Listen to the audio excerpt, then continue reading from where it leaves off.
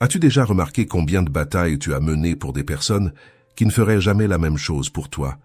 Combien de fois tu t'es laissé pour plus tard, tu as mis tout le monde en premier et tu as porté un poids que personne ne t'avait demandé de porter? Peut-être que ta fatigue vient justement de là, pas d'un manque de force, mais du fait que tu utilises toujours cette force loin de toi. Quand tu recommences à tourner ton attention vers l'intérieur, quelque chose change vraiment. Ton esprit arrête de courir derrière ce qui est impossible à contrôler, et il commence à s'occuper de ce qui compte vraiment.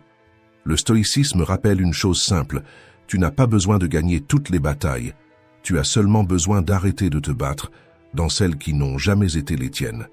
Imagine vivre sans te rapetisser pour entrer dans la vie de qui que ce soit, sans essayer de plaire tout le temps, sans te perdre juste pour préserver la paix des autres. Imagine revenir vers toi, retrouver ton propre centre et sentir qu'il y a toujours eu en toi bien plus de force que tu ne l'imaginais. C'est ce pouvoir-là que je veux que tu réveilles aujourd'hui. Le pouvoir de choisir où placer ton énergie, ton attention et ta paix. À partir de maintenant, tu vas apprendre à répondre à la vie avec plus de clarté, plus de calme et plus de maturité. Tu vas apprendre à protéger ce que tu ressens et à suivre ton chemin sans t'abandonner. Les pratiques de cette vidéo vont transformer le chaos en concentration, l'anxiété en présence et la confusion en direction pour que tu arrêtes de courir derrière le monde et que tu commences enfin à vivre ta propre vie.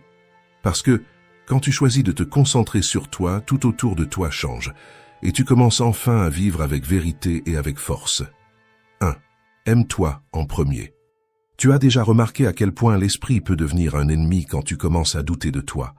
Trop penser t'épuise, déforme tout, crée des problèmes qui n'existaient pas et te convainc que tu es plus petit que ce que tu es vraiment.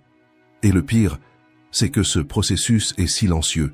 Il se passe à l'intérieur alors que, de l'extérieur, tu sembles vivre normalement. La vérité est simple. Quelqu'un qui ne s'aime pas commence à voir le monde comme un tribunal. La moindre opinion devient une sentence. La moindre critique devient une menace. Le moindre silence devient un rejet. Et comme ça, tu remets ton estime de toi entre des mains qui n'ont jamais su la tenir. Les stoïciens comprenaient ça mieux que personne. Cicéron disait que l'âme tombe malade quand elle cherche trop l'approbation, parce que la validation extérieure, c'est comme l'eau de mer, plus tu en bois, plus tu as soif.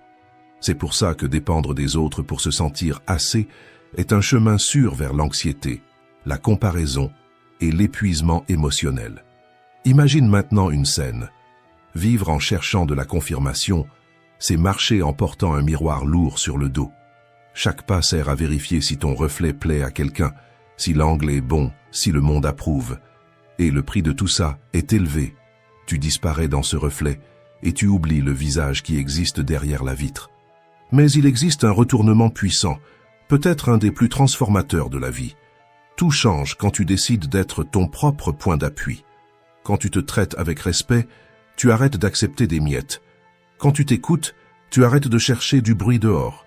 Quand tu te valorises, tu arrêtes de mendier de la présence, de l'amour ou de la reconnaissance. Et le monde le remarque. Tu marches autrement, tu parles autrement, tu choisis autrement. Parce que quelqu'un qui s'aime ne supplie pas, ne se rétrécit pas, ne fait pas d'efforts pour tenir dans des espaces qui n'ont jamais été faits pour lui. Il vit avec une paix tellement authentique que personne ne peut la contrefaire. La pratique stoïque résume ça avec précision. Ne cherche pas le bon chez les gens. Cherche des gens bons. Des gens qui ajoutent, pas qui prennent. Des gens qui respectent, pas qui utilisent. Des gens qui inspirent, pas qui blessent. Pas parce que tu as besoin d'eux, mais parce que tu as enfin appris à ne plus t'abandonner toi-même. Et quand la pensée commence à te saboter, rappelle-toi ceci. Tout ce qui traverse ton esprit ne mérite pas de devenir une vérité. Une grande partie de la souffrance humaine naît de pensées qui n'auraient jamais dû être cultivées. Si cette leçon a du sens pour toi, écris ici dans les commentaires. Je choisis de m'aimer. Écrire ça est plus qu'un geste. C'est le début d'une nouvelle posture intérieure. Une qui n'a pas besoin d'applaudissements, de validation ou de présence extérieure pour exister. Parce que, le jour où tu te traites avec amour, le monde apprend à te traiter avec respect. 2. Ne t'abandonne pour personne. Tu as déjà remarqué comment on commence à disparaître petit à petit quand on essaie de retenir quelqu'un qui ne fait même pas le minimum pour rester.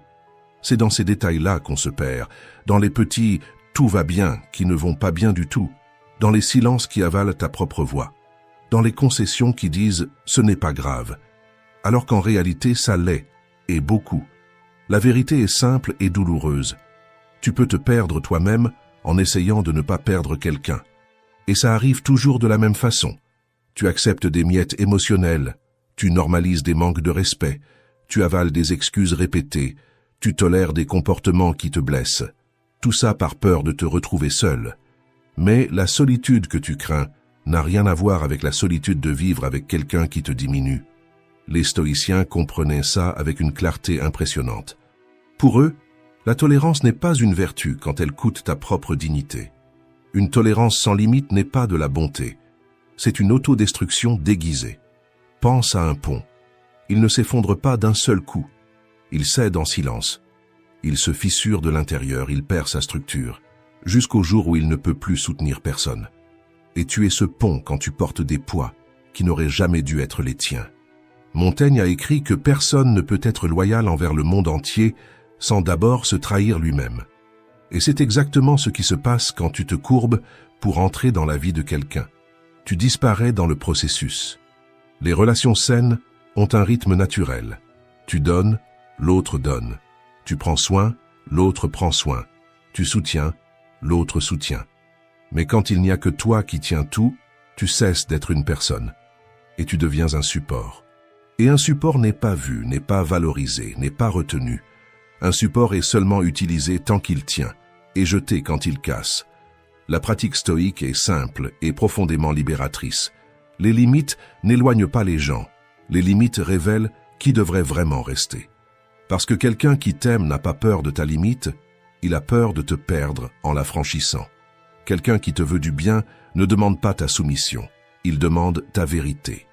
Quelqu'un qui te valorise ne s'agace pas quand tu dis non, il s'agace quand tu t'abandonnes. Alors pose-toi une question honnête, sans filtre, sans excuse. Combien de moi-même ai-je dû abandonner pour garder cette personne? Si la réponse te serre la poitrine, si elle te rétrécit à l'intérieur, si elle fait monter ta voix mais que tu la repousses encore, alors il y a quelque chose de très clair qui se passe. Tu n'es pas en train de perdre la personne, tu es en train de te perdre toi-même. Et à la fin de la journée, la vérité est celle-ci.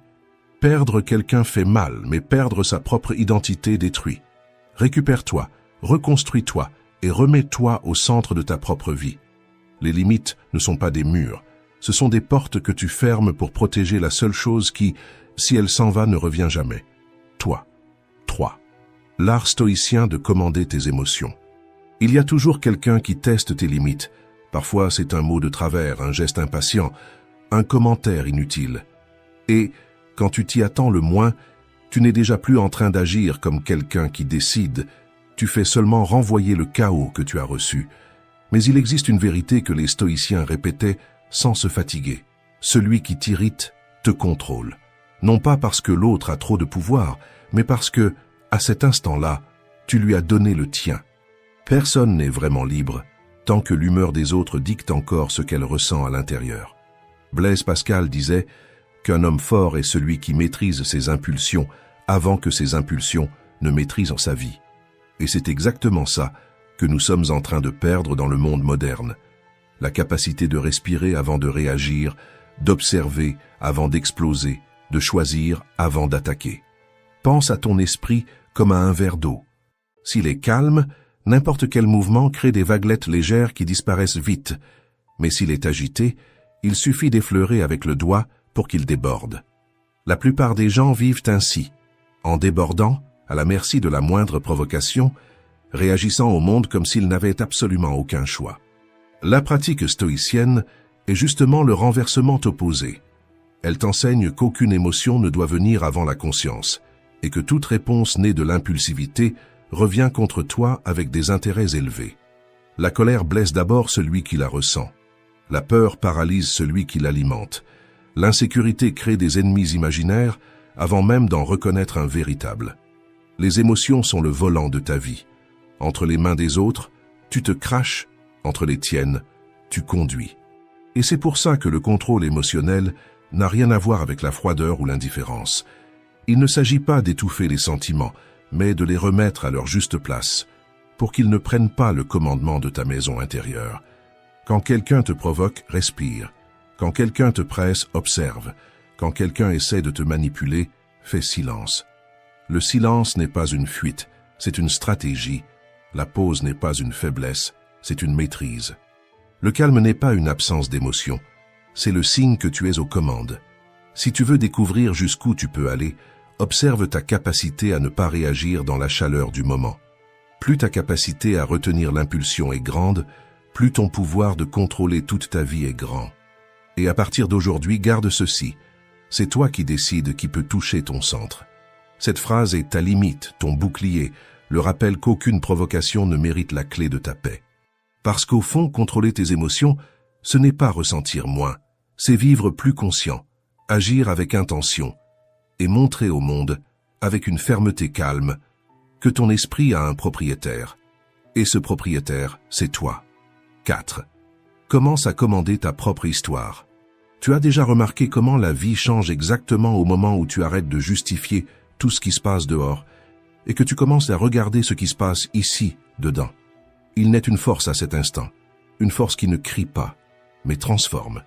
Elle apparaît quand tu acceptes que tes choix, tes actions et même tes erreurs font partie de l'histoire que toi seul peux écrire. Cette force ne vient pas de la perfection, elle vient du courage. Le courage d'admettre que personne ne va mettre de l'ordre dans ta vie à ta place, personne ne va porter tes douleurs, personne ne va parcourir le chemin que seules tes jambes peuvent traverser. Les stoïciens appelaient en cela l'autogouvernement. La capacité de se diriger soi-même comme un capitaine dirige un navire en pleine mer. Et un capitaine expérimenté sait qu'il ne contrôle pas le vent, ni les vagues, ni les marées, mais il contrôle la barre, et ça change absolument tout. Imagine maintenant la scène. Le ciel s'assombrit, la mer se lève, le pont tremble. La première réaction est de blâmer la tempête, de maudire la malchance, de se plaindre du destin. Mais il existe un détail qui décide de la fin de cette histoire. Quand tu lâches la barre, la mer décide à ta place. C'est exactement à ce point que la majorité bloque. Et c'est exactement là que la responsabilité commence. Parce que la responsabilité, c'est ce moment où tu réalises que tu ne choisis pas le décor, mais tu choisis comment tu vas le traverser. Et c'est dans cette ligne fine entre destin et choix que Schopenhauer offre la phrase qui attache tout comme un nœud solide. Le destin mélange les cartes, mais c'est nous qui jouons. Cette phrase ne parle pas de chance, elle parle de posture. Elle dit que même quand le monde mélange tout, c'est encore toi qui décides quelle carte tu poses sur la table. Et c'est cette décision, petite, intime, invisible aux autres, qui définit le cours de ta vie. Assumer la responsabilité, ce n'est pas collectionner les fautes, c'est collectionner la conscience. C'est comprendre que l'erreur n'est pas un verdict, c'est un miroir. Il ne montre pas qui tu es, il montre qui tu peux devenir. Une pierre sur le chemin peut être quelque chose sur lequel tu trébuches tous les jours, ou la première marche vers un endroit où tu n'as jamais eu le courage de monter. La responsabilité, c'est aussi la maturité émotionnelle. Comprendre que les mauvaises décisions naissent d'émotions mauvaises, et que pour cette raison, tu ne décides rien quand tu es dévoré par la colère. Tu ne promets pas le monde quand tu es euphorique, et tu ne remets pas ta paix à quelqu'un qui vit en tempête intérieure. C'est protéger ton temps, ton énergie, et le futur que tu es encore en train de construire, brique après brique. Et il existe une vérité qui fait mal, mais qui libère. Tu es la seule personne capable de ruiner ou de sauver ta vie. Ce n'est pas ton partenaire, ce n'est pas ta famille, ce n'est pas ton patron, ce n'est pas ton passé. C'est toi, avec les habitudes que tu nourris, avec les silences que tu acceptes, avec les choix que tu fais quand personne ne te regarde. Assumer la responsabilité, c'est arrêter d'attendre que quelqu'un vienne avouer une faute qu'il n'avouera jamais. C'est reconnaître ta dignité, même quand d'autres ne la reconnaissent pas. C'est dire non quand on attend ta reddition. C'est choisir ce qui te renforce, pas ce qui t'anesthésie. Et avant de blâmer qui que ce soit, il existe une question qui fonctionne comme une boussole. Qu'est-ce qui est vraiment entre mes mains maintenant? Quand cette question devient une habitude, tout change. Les opinions perdent leur pouvoir, les distractions perdent leur force, la peur perd sa voix, et tu commences à marcher avec une solidité qui ne dépend de l'approbation de personne. Assumer la responsabilité, c'est ça. Être ton propre sol, ton propre nord, ton propre commandant. C'est le moment où tu arrêtes d'attendre que la vie te porte et que tu décides de porter ta propre vie avec tes deux mains. 5. Arrête de raconter tes problèmes à n'importe qui. Tu as déjà remarqué comme certaines douleurs grandissent quand on les confie aux mauvaises mains? Tout le monde qui t'écoute ne te comprend pas.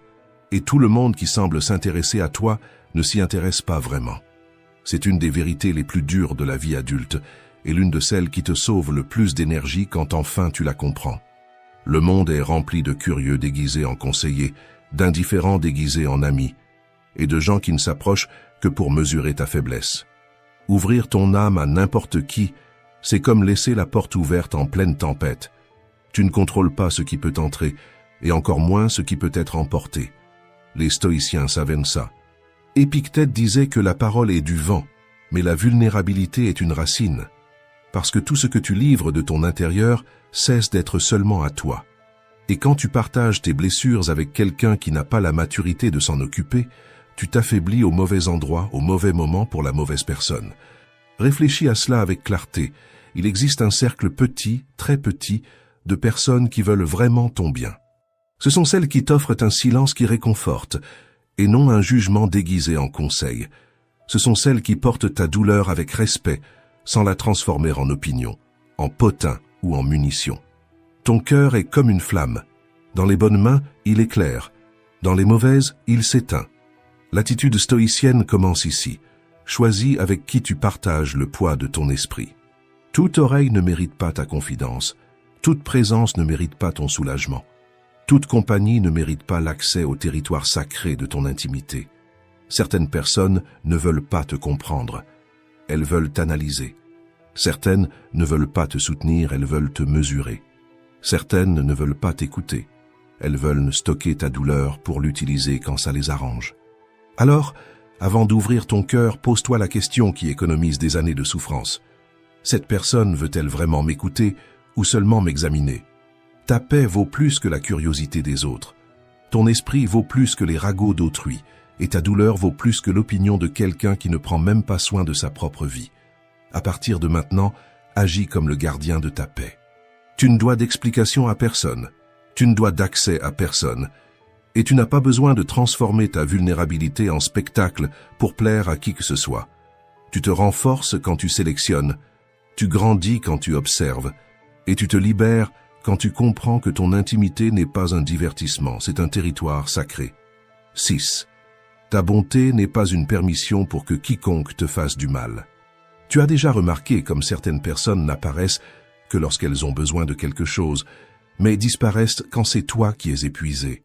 Ce n'est pas une coïncidence, c'est un schéma, et la vie, quand elle veut t'enseigner, répète le schéma jusqu'à ce que tu le vois. C'est ainsi qu'émerge une vérité dure et libératrice. Quelqu'un qui ne connaît pas sa propre valeur devient un terrain fertile pour ceux qui cueillent tout et ne plantent jamais rien. Il existe un type de personne qui n'est pas à tes côtés, mais seulement à portée de ce que tu offres. Elle ne cherche pas toi, elle cherche ton utilité. Et si tu ne fais rien, ce cycle te pompe, te vide et t'épuise, jusqu'à ce qu'il ne reste plus rien de toi pour toi-même. Les stoïciens avertissaient déjà à ce sujet. Cicéron disait que la vraie bonté exige de la sagesse, parce qu'une bonté sans discernement cesse d'être une vertu et devient une permission pour l'abus, pour le mépris, pour le parasitisme émotionnel. La métaphore est simple et douloureusement juste. Être bon ne signifie pas être un sol, parce que quelqu'un qui vit comme un sol est piétiné jusqu'à perdre sa propre forme. Ce n'est pas pour endurcir ton cœur. C'est pour filtrer, pour garder le meilleur de toi pour ceux qui offrent aussi le meilleur d'eux-mêmes. La bonté est sacrée, mais elle ne fleurit que lorsqu'elle est plantée en terrain fertile, et jamais là où il y a de la cupidité, de l'égoïsme ou de l'indifférence. Demande-toi avec sincérité, cette personne prend-elle soin de moi comme je prends soin d'elle, ou se contente-t-elle de récolter ce que je laisse tomber? Si la réponse te dérange, ce n'est pas du drame, c'est un diagnostic. Tu n'es pas là pour être exploité, tu n'es pas là pour porter des adultes sur ton dos, tu n'es pas là pour mendier la reconnaissance de quelqu'un qui ne reconnaît même pas sa propre ombre. Les limites n'éloignent pas les gens, elles éloignent les abus. Les limites ne ferment pas des portes, elles ferment des blessures. Les limites ne te rendent pas froid, elles te rendent entier. Et oui, déclarer que ta bonté a une limite n'est pas de l'arrogance, c'est de la maturité. Parce que quand tu apprends à protéger ton énergie, tu arrêtes de te donner par peur, par culpabilité ou par habitude. Et tu commences à offrir ta présence avec conscience, et seulement à ceux qui méritent vraiment d'être proches. Et il existe une dernière vérité qui doit être dite avec toute la tranquillité du monde. Tu n'es pas venu au monde pour être utilisé, tu es venu pour être vu. Et quelqu'un qui ne voit pas ta valeur ne mérite pas le privilège de ta présence. 7. Renforce ton esprit. C'est la seule partie de la vie que tu contrôles vraiment. Tu as déjà remarqué comme certaines personnes s'épuisent à essayer de tout contrôler autour d'elles, l'opinion des autres, le comportement d'autrui, le destin, ce qui peut arriver demain, et même ainsi, restent perdues à l'intérieur. C'est parce que toute douleur commence au même endroit, quand on essaie de dominer ce qui n'a jamais été entre nos mains, alors qu'on ignore ce qui l'a toujours été, notre propre esprit. Les stoïciens comprenaient cela avec une clarté brutale. Ils savaient que contrôler le monde est impossible, mais se contrôler soi-même est non négociable pour celui qui veut vivre avec paix, direction et dignité. C'est pour ça qu'Épictète disait « La clé de la liberté est de te concentrer uniquement sur ce qui dépend de toi. » Et ce qui dépend de toi commence exactement là où tout le monde fuit. Tes pensées, tes interprétations, tes choix, ton caractère. Pense à ton esprit comme au gouvernail d'un navire. Si tu abandonnes le gouvernail, n'importe quelle vague t'emporte loin de toi-même. Mais quand tu tiens le gouvernail, même pendant la tempête, tu ne contrôles pas la mer, mais tu as une direction, et c'est ça qui sauve. Travailler ton esprit, c'est ce geste silencieux et puissant de reprendre le gouvernail au moment où tout essaie de te tirer hors de ton axe. C'est apprendre à filtrer ce qui entre, transformer ce qui reste, et faire taire ce qui t'éloigne de celui que tu veux devenir. Et la vie ne va pas faciliter. Certains ne se souviendront que de tes erreurs, d'autres déformeront tes intentions, et beaucoup ne remarqueront même pas ton effort. Mais la vie ne te demande jamais « est-ce qu'ils ont approuvé ?» La vraie question est « as-tu été fidèle à ton caractère ?» Parce que lorsque tu vis pour plaire, le monde t'utilise. Quand tu vis en essayant de tout contrôler, le monde te déçoit, mais quand tu commences à te contrôler toi-même, le monde ne te renverse plus. Une flamme ne contrôle pas le vent, mais elle contrôle sa propre intensité. Et c'est ça qui la maintient allumée, même quand tout souffle contre. La pratique est simple et profonde. Observe tes pensées avant de leur obéir, questionne tes réactions avant de les renvoyer au monde, et reste fidèle à tes valeurs, même quand personne ne te regarde. Le perfectionnisme paralyse, la comparaison vide, le manque de direction te fait errer, pas vivre.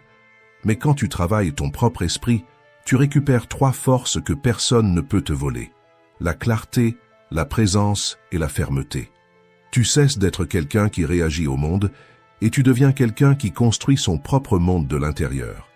Tu cesses d'être quelqu'un qui implore, et tu deviens quelqu'un qui décide. Tu cesses de survivre, et tu commences à t'éveiller.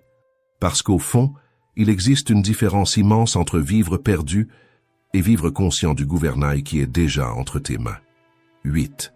Le pardon libère ton cœur et ouvre la voie au présent.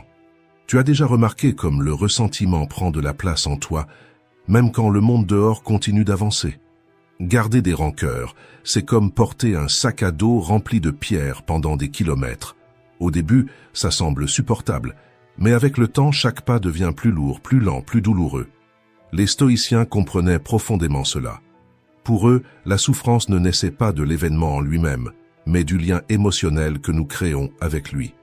Et c'est pour ça que le pardon n'est pas un cadeau pour l'autre, c'est un sauvetage de toi pour toi-même. Pense-y ainsi, le ressentiment est une chaîne attachée à ta cheville. Le pardon est la clé que tu tiens toi-même. Quand tu ne pardonnes pas, tu ne punis pas l'autre, tu prolonges ta propre douleur. Le passé te tire en arrière comme une ancre, et tu essaies d'avancer en portant quelque chose qui aurait déjà dû rester au fond de la mer. Nietzsche a écrit quelque chose de puissant. La mémoire garde, mais le cœur n'a pas été fait pour stocker du poison. Et c'est exactement ce que la rancœur devient quand elle reste trop longtemps. Un poison lent, silencieux, qui ronge ta paix et empoisonne tes jours. Le pardon n'efface pas ce qui s'est passé. Il enlève seulement au passé le pouvoir qu'il avait sur toi. Il te rend ton énergie, nettoie le champ de ton esprit et ouvre l'espace pour ce qui compte vraiment, présence, clarté et direction. La pratique stoïcienne est simple. Pardonner, ce n'est pas justifier, c'est libérer. Ce n'est pas se réconcilier, c'est lâcher. Ce n'est pas revenir en arrière, c'est avancer.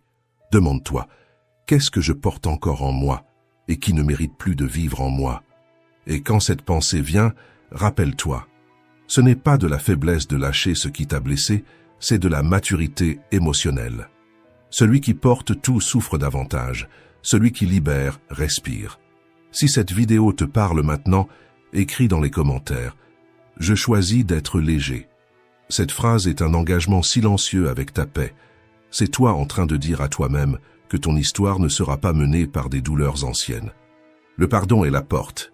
La légèreté est le chemin et la liberté commence quand tu décides enfin de la franchir. 9. Le vrai bonheur naît en toi. Tu as déjà remarqué comme la vie devient plus légère quand tu comprends enfin que rien de ce qui se passe à l'extérieur n'a de pouvoir absolu sur ce qui se passe à l'intérieur de toi.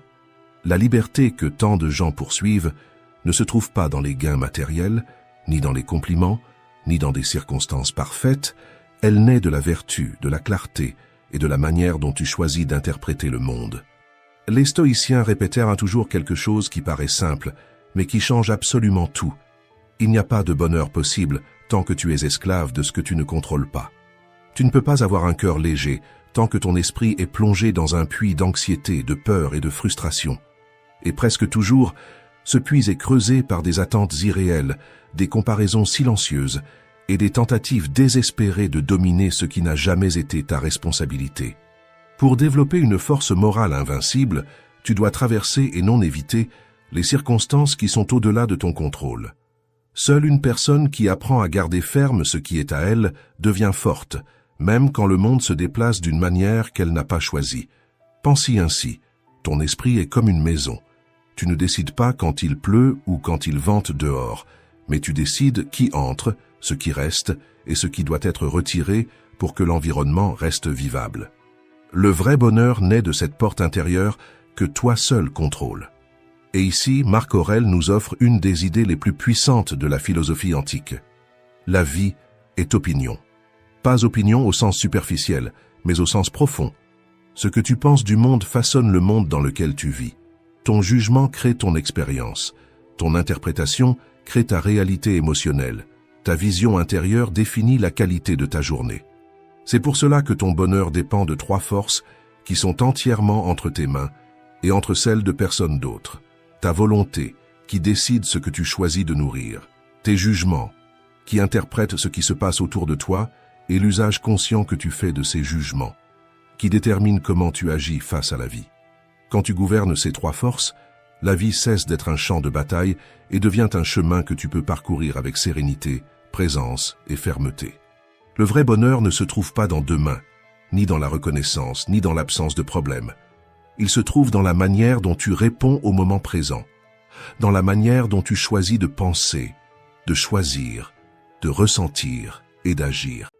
Oblige ton esprit à penser d'une façon qui te renforce, surtout quand tout semble hors de place, parce que c'est exactement dans ces moments-là que tu dois choisir la direction de tes pensées. Maintenant, imagine ceci.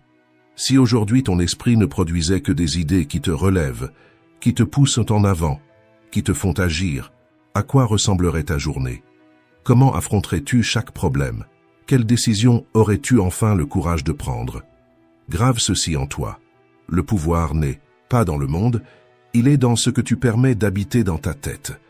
Quand tu forces tes pensées à s'aligner avec ce qui construit, ton état intérieur change, et quand l'intérieur change, l'extérieur suit, toujours. Celui qui entraîne son esprit à penser avec force avance. Celui qui embrasse le pessimisme creuse sa propre prison avec ses propres mains, tout en portant en lui la clé qui pourrait le libérer. Et aujourd'hui, cette vidéo n'est pas une invitation. C'est un appel direct.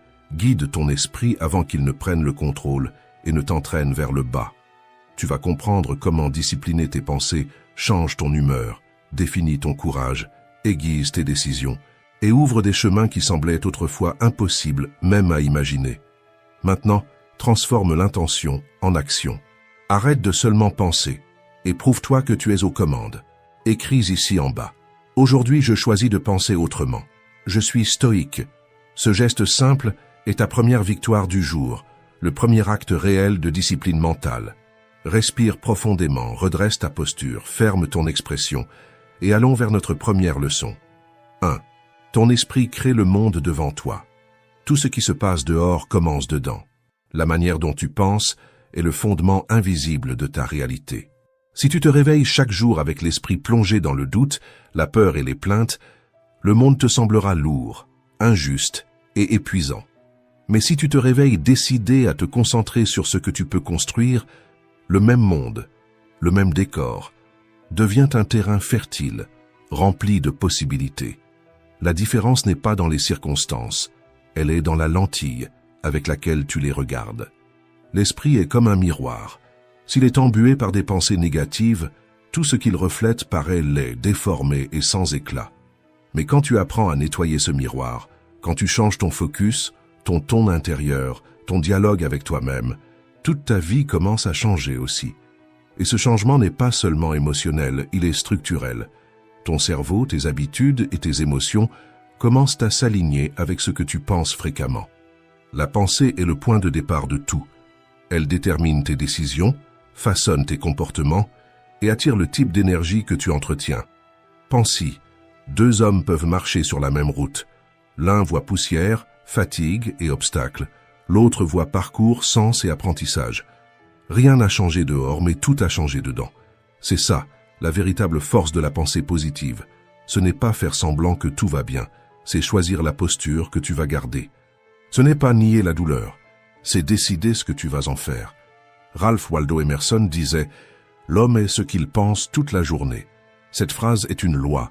Ce que tu cultives en silence deviendra ta voix. Ce que tu répètes dans ton esprit deviendra ton destin. Alors observe tes pensées.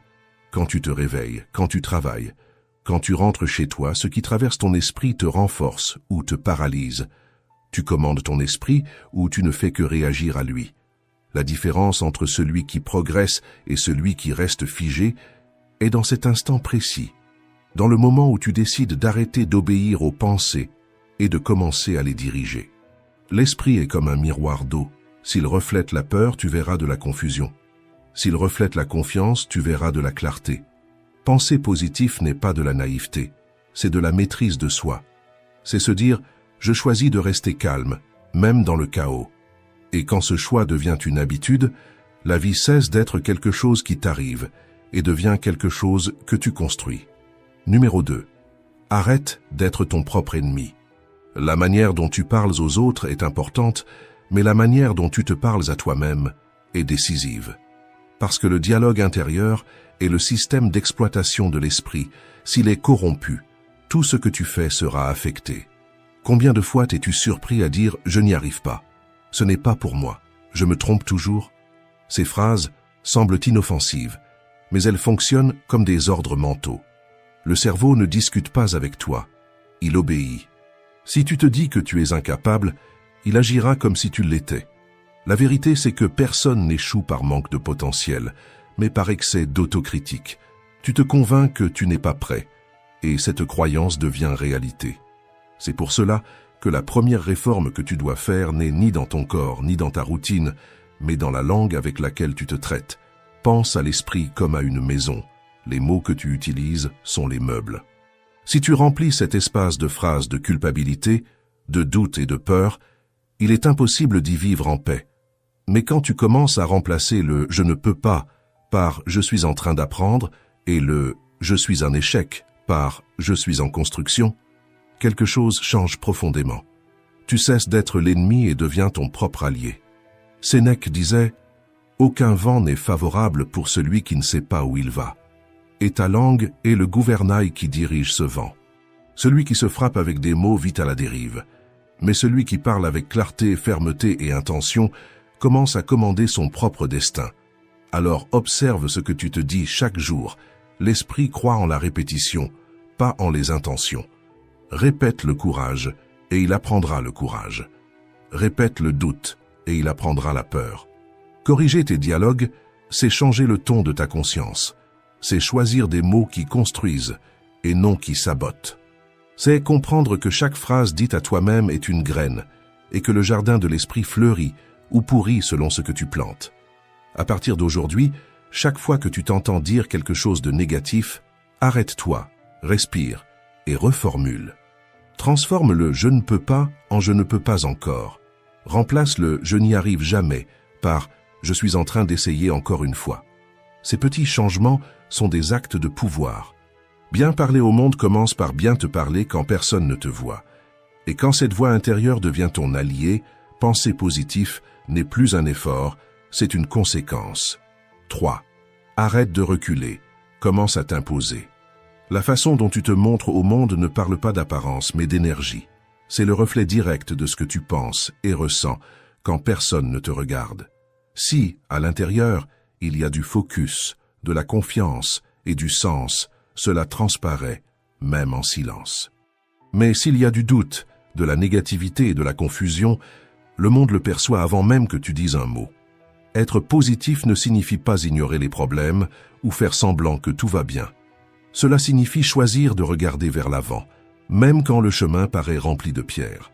C'est rester ferme, confiant et plein d'espoir, même quand la journée commence difficile.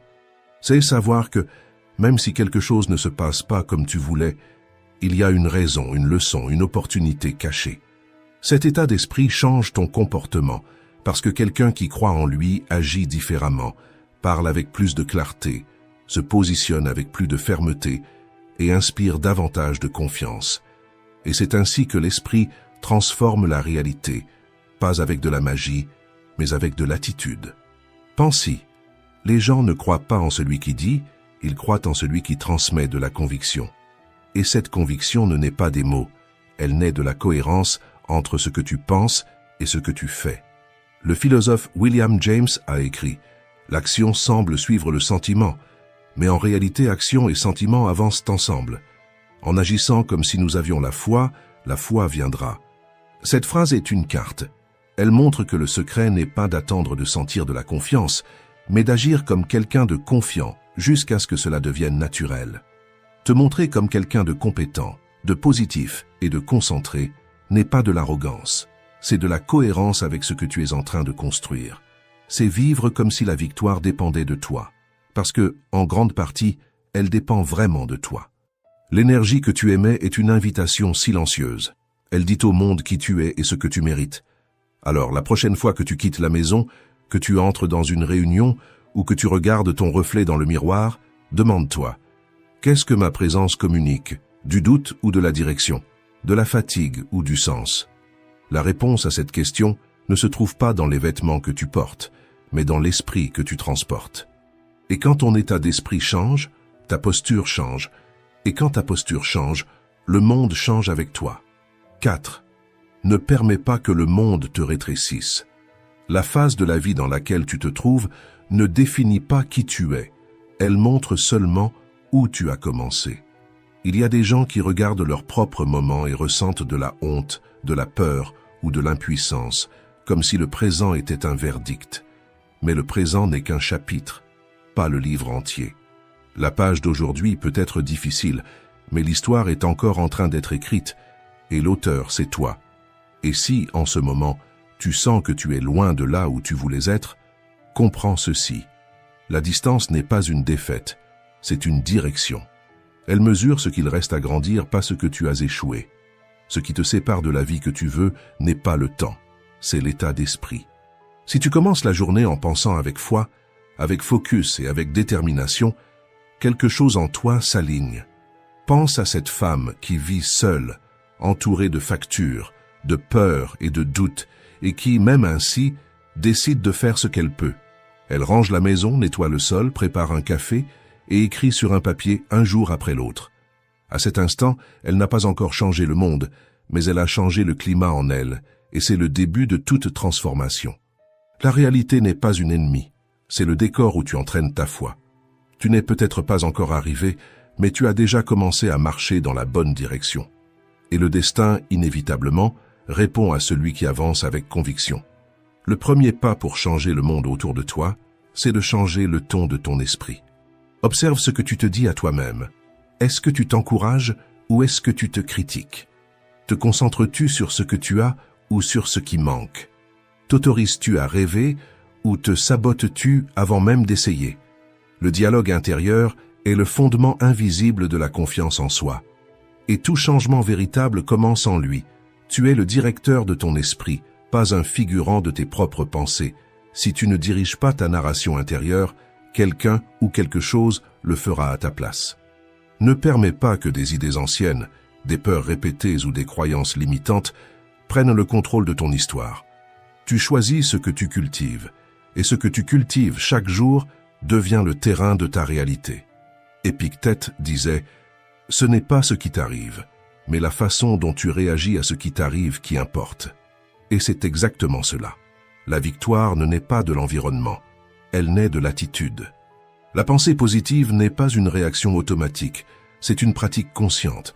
C'est regarder ta propre vie et dire « Je peux recommencer d'ici » et cela suffit. Alors, ne te laisse pas intimider par ta phase actuelle.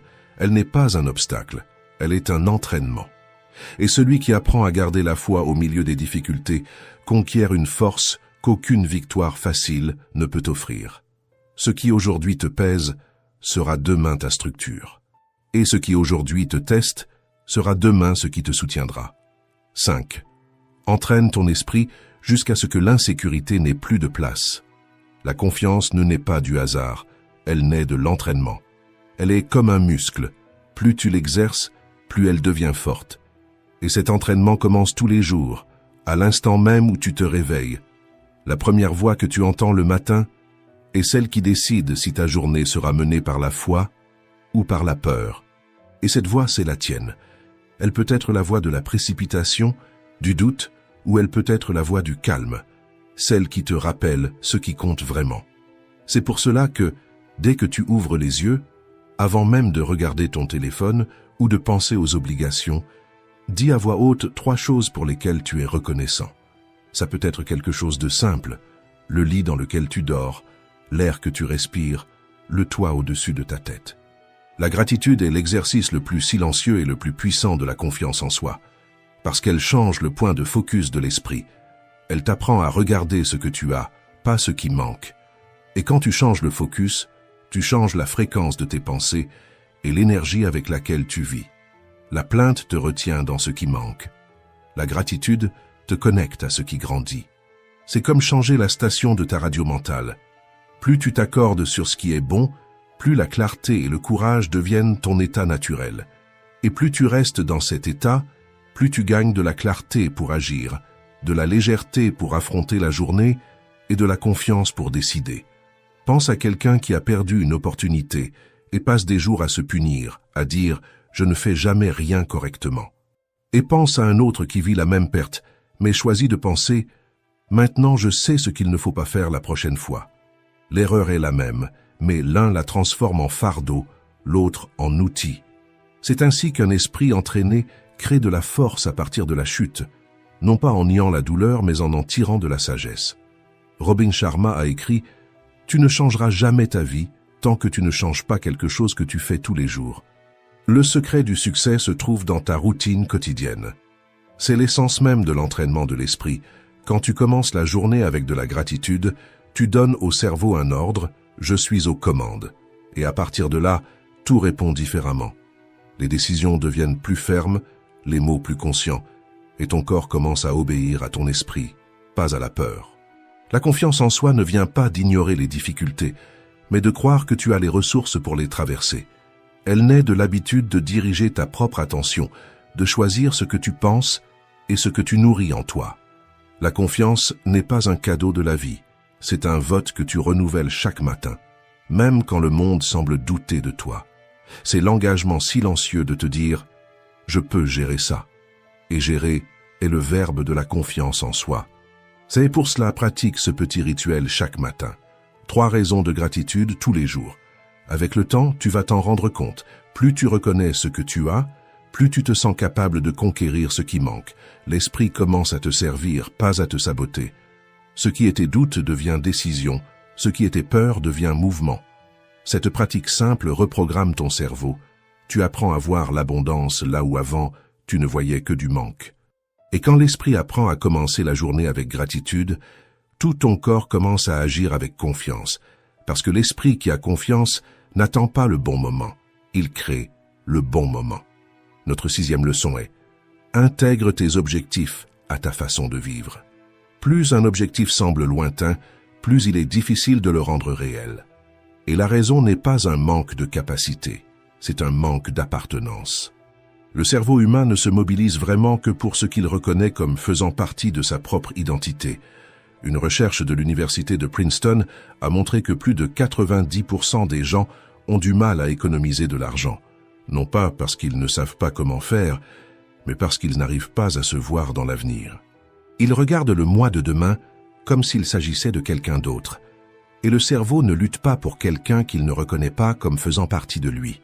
Tu agis avec force quand tu sens que quelque chose t'appartient.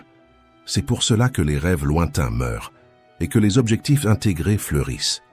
La différence entre le désir et le résultat est dans la sensation d'appartenance. Quand quelque chose est à toi, le cerveau ne négocie pas, il exécute. Tout ce que tu veux doit être ramené dans ta routine, dans ton langage, dans ton corps.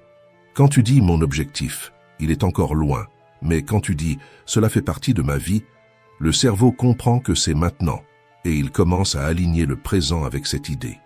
Pense à quelqu'un qui veut transformer son corps, mais continue de dire « un jour, je commencerai à m'entraîner ». Maintenant, pense à celui qui dit « je suis quelqu'un qui s'entraîne, même fatigué ». Le premier vit dans le champ de l'intention, le second dans celui de l'identité. Et c'est pour cela que l'un reste désirant et que l'autre évolue. Tu n'as pas besoin d'attendre d'être pour commencer. Tu dois commencer pour devenir. Répète ceci. Plus tu te rapproches mentalement de ton futur, plus vite il devient présent. Chaque jour, déclare à voix haute ce que tu veux construire, pas comme une demande, mais comme un fait qui t'appartient déjà. Dis, j'ai un esprit fort et discipliné. Tout ce que je touche s'améliore. Je suis capable de réaliser ce que je décide. Peu importe si au début tu n'y crois pas, l'esprit humain apprend par répétition et le cerveau ne distingue pas l'imagination de la réalité quand il reçoit la même information souvent. Répète avec conviction et ton esprit commencera à accepter. Quand ton esprit accepte, ton corps exécute. Comme disait William James, père de la psychologie moderne, crois que l'action est possible et tu créeras les conditions pour qu'elle se réalise. C'est ça, la force de l'appartenance. Tu n'attends pas que le futur arrive, tu le rapproches, jusqu'à ce qu'il devienne une partie de ta vie maintenant. Écris dans les commentaires, j'appartiens déjà à la vie que je construis. Et comprends ceci, ce n'est pas seulement pour commenter, c'est pour déclarer quelque chose en toi. Quand tu écris, tu donnes forme à l'idée, tu plantes une graine dans ton inconscient et tu crées un point de départ réel. À cet instant, tu n'es pas seulement en train de taper des mots, tu es en train de dire à ton esprit que le contrôle est revenu entre tes mains. Et quand l'esprit comprend cela, la vie commence petit à petit à obéir. Numéro 7. Ne laisse pas n'importe quoi entrer dans ton esprit. L'esprit est comme un jardin. Tout ce que tu vois, entends et lis entre comme une graine. Certaines fleurissent, d'autres empoisonnent le sol. Si tu passes ta journée entière à te nourrir de nouvelles négatives, de comparaisons sur les réseaux sociaux ou de conversations pleines de drames, il n'est pas surprenant que ton esprit termine la journée épuisé et confus. Ce qui entre constamment en toi commence petit à petit à façonner ce qui en sort. Il est impossible de cultiver la paix avec la tête plongée dans le bruit. Les gens prennent soin de leur corps avec attention, choisissent ce qu'ils mangent, font du sport, mais laissent leur esprit ouvert à n'importe quel type de déchets émotionnels. Tu ne laisserais jamais quelqu'un déverser des ordures dans ta maison, mais tu permets qu'on déverse du pessimisme dans ton esprit tous les jours. Il suffit d'observer combien de fois as-tu ouvert ton téléphone et en quelques minutes, tu étais déjà irrité, anxieux ou en train de comparer ta vie à celle de quelqu'un d'autre. Ce n'est pas une coïncidence, c'est du conditionnement. Ce que tu consommes détermine ce que tu ressens, et ce que tu ressens détermine ce que tu fais. Filtrer ce que tu consommes n'est pas de l'isolement, c'est de la sagesse.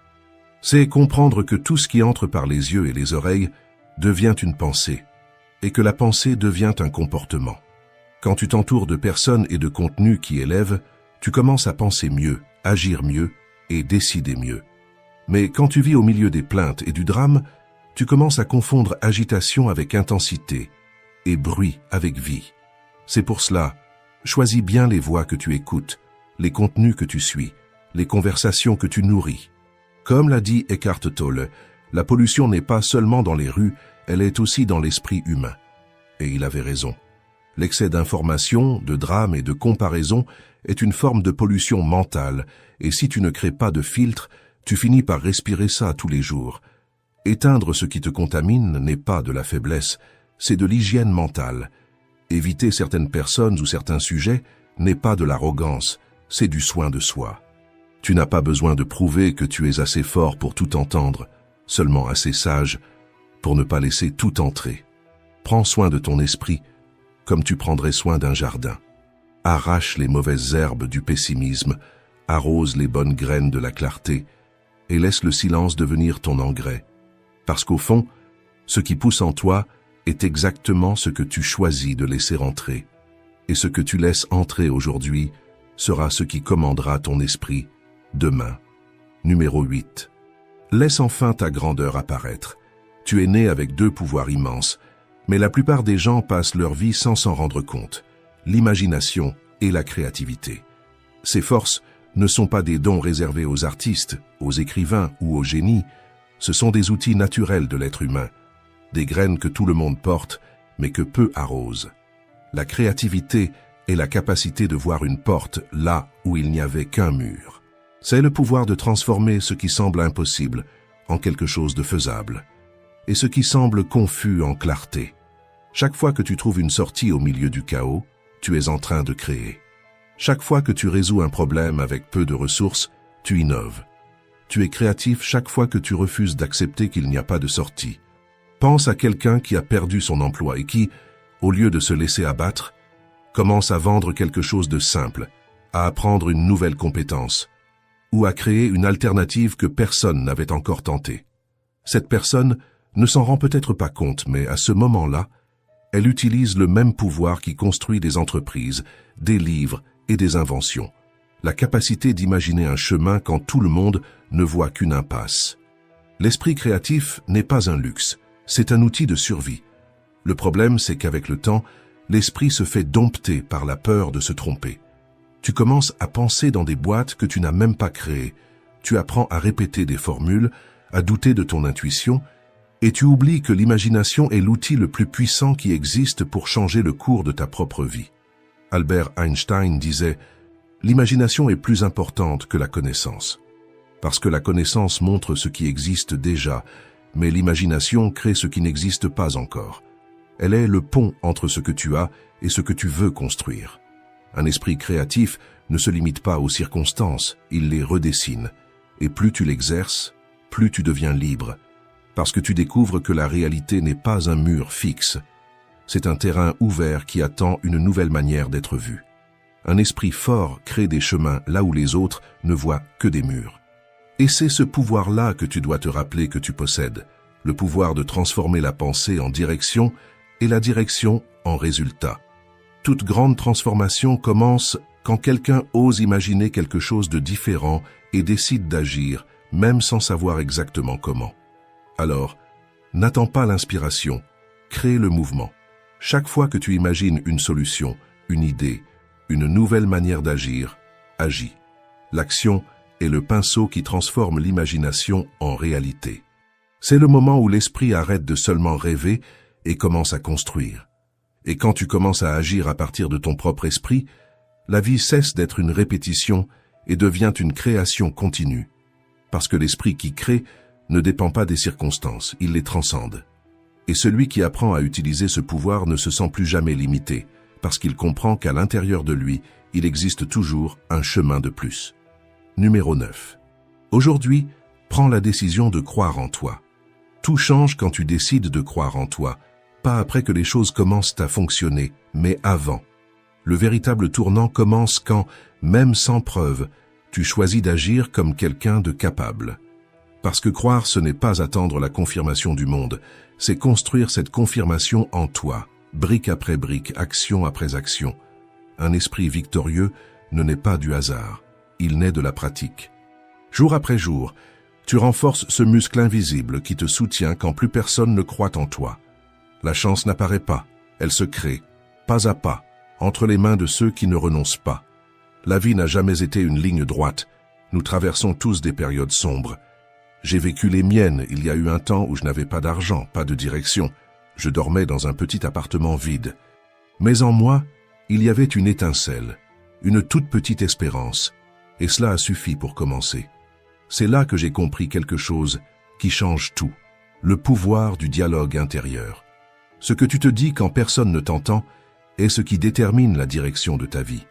Écoute bien, les mots que tu répètes en silence ont plus de force que n'importe quel conseil. Si, en te trompant, tu te dis « je suis inutile », ton esprit enregistre cela comme une vérité. Mais si tu te dis « cela fait partie du processus, je vais m'améliorer », il commence à te reprogrammer. Et peu à peu, la confiance revient, la force revient, la foi en toi renaît. Tu n'as pas besoin de croire pleinement en toi dès le premier jour. Tu dois seulement arrêter de t'attaquer. La confiance en soi n'est pas un cri de victoire, c'est un murmure qui se répète jusqu'à devenir conviction. Le véritable pensée positive, ce n'est pas nier le négatif, c'est le réinterpréter. C'est prendre le poids et le transformer en entraînement. C'est regarder le passé et y voir des leçons là où il n'y avait que de la douleur. Prends une feuille de papier et écris 3 moments difficiles que tu as vécus. Pour chacun, note ce que tu as appris. Peut-être que tu as perdu un emploi, mais tu as appris à être plus résilient. Peut-être que tu as été rejeté, mais tu as découvert que ta valeur ne dépend pas de l'approbation des autres. Cet exercice transforme le passé en sagesse. Il montre que même dans les jours les plus sombres, la vie te préparait à briller avec plus d'intensité. Comme le disait Viktor Frankl, lorsque nous ne sommes plus capables de changer une situation, nous sommes mis au défi de nous changer nous-mêmes. Et c'est exactement cela, la foi en soi. La décision de continuer à grandir, même quand rien, dehors, ne semble te soutenir. Crois en toi quand il n'y a encore aucun résultat. Crois en toi quand personne ne voit ton effort. Parce que c'est dans cette phase invisible que la véritable force se forme, dans le silence, dans la fatigue, dans l'insistance.